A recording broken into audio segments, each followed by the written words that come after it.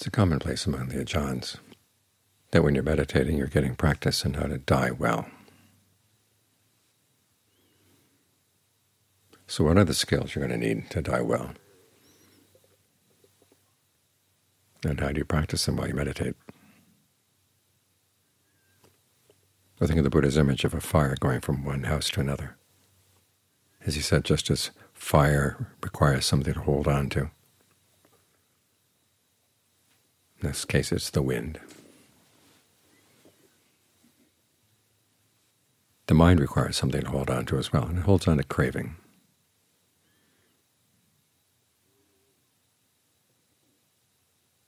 And your cravings are going to determine where you go. Of course, if you don't hold on to craving at all, you don't have to go anywhere.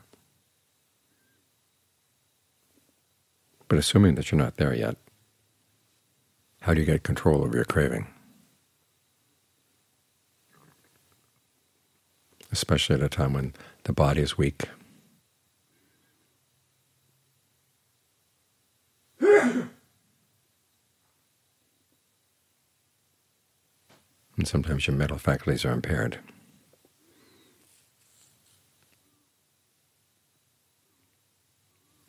This is what we're learning to do as we meditate, is how to compensate for weakness in the body, impairment in the mind. Think of that formula for right mindfulness. Remaining focused on one thing, something that has nothing to do with sensuality, and putting aside greed and distress with reference to the world.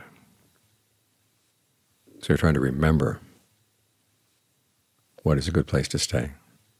And a good place to stay is right with the mind in and of itself, your awareness here in the present moment.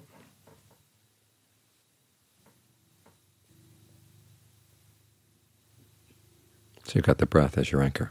Of course, at that point, there will come a time when you have to let go of the breath, which is why it's good to learn how to stay with the mind. In fact, as you're working with the breath, as John Lee points out, you're not focused solely on the breath.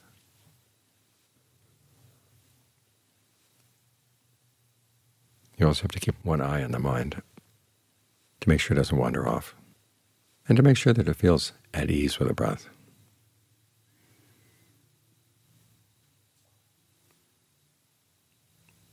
Remember what the Buddha taught about how the suffering that weighs the mind down is the unnecessary suffering we add to things. How are you going to know that? Well, by watching the mind and seeing what are you doing that's weighing the mind down.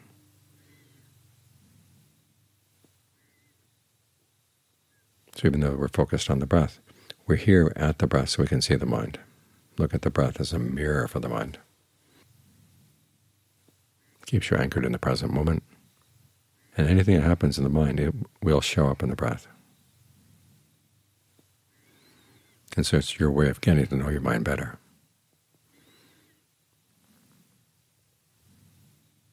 And then the other activity you're going to have to master is how to put aside greed and distress with reference to the world, because that can get really strong, especially when you realize you've got to leave this body. Where are you going to go?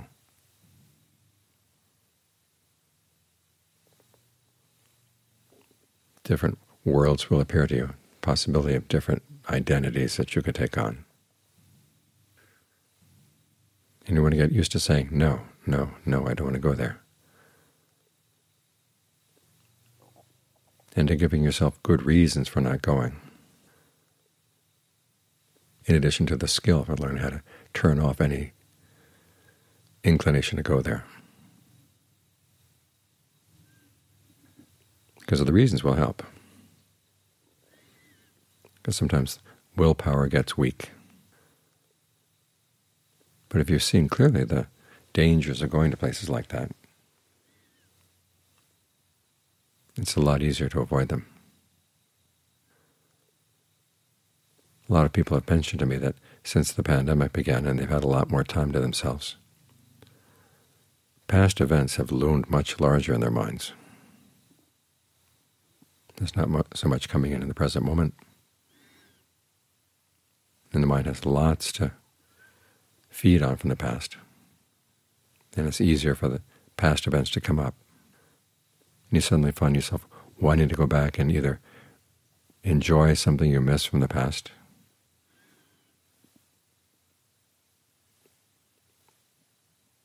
Or to redo something that you handled pretty poorly in the past? You don't want either of those things to be coming up at the moment of death. There's that verse from the Buddha, not hankering after the future, not hankering after the past, seeing what's arising in the present moment and doing your duty right now. That's presented as a way of leading an auspicious life, having an auspicious day, but it's also having an auspicious death. Because you think about the past, so many things that are in your mind about the past are not there anymore. If you were to go back, you wouldn't be able to find them.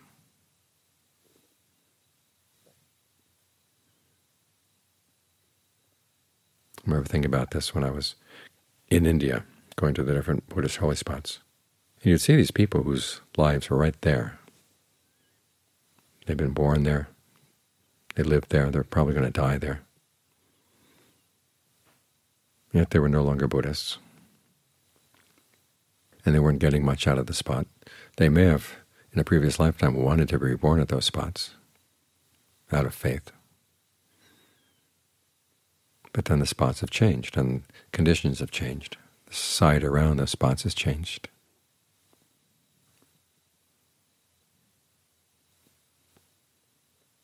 So in their memories that you recall, you really like this particular pleasure, like this particular place, watch out.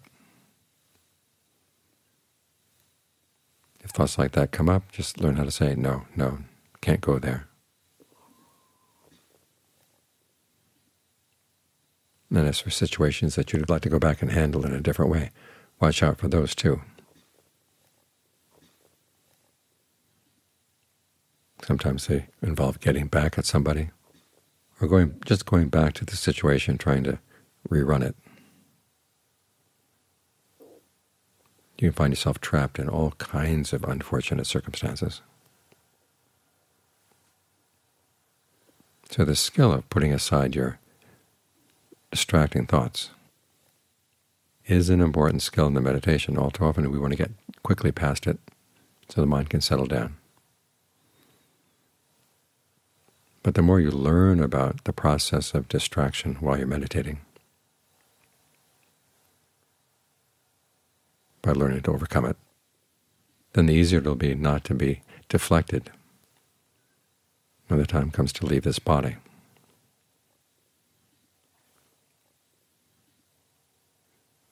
So these are a couple of the skills you're going to need, and these are the skills we're working on right here. It's also good to keep in mind the Buddha's different analogies and similes for mindfulness. One is the man whose hair is on fire or his turban is on fire. You put it out right away. And he says you have to be mindful and relentless in doing that. So any unskillful thoughts that come up in the mind, you have to learn how to say no right away. Have that same sense of urgency.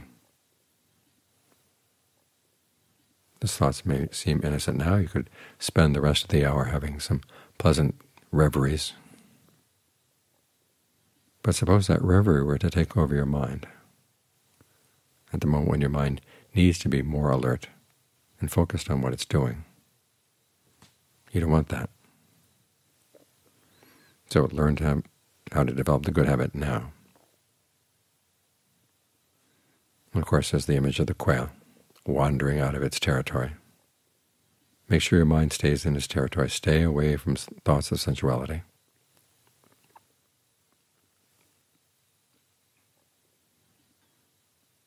There's the gatekeeper, knowing who to let in, who not to let in.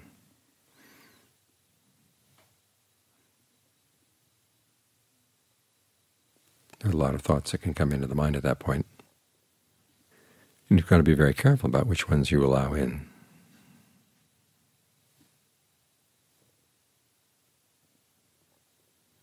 So have a clear sense of what's safe territory and what's not safe territory.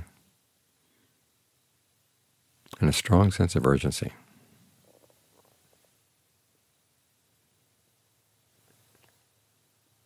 Because we don't know when death will come.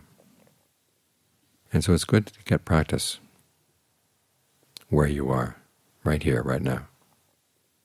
Now, fortunately, these skills that you develop as you meditate are not good only for while you're dying. They're good right here, right now.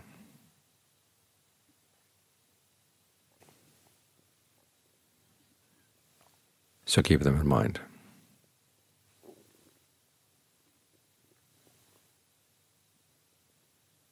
And practice them every day, every day, every day. So they get firmly implanted in your mind. So at times when the body gets weak, you can't stay with the body anymore. You still have some good images, some good habits. That will see you through.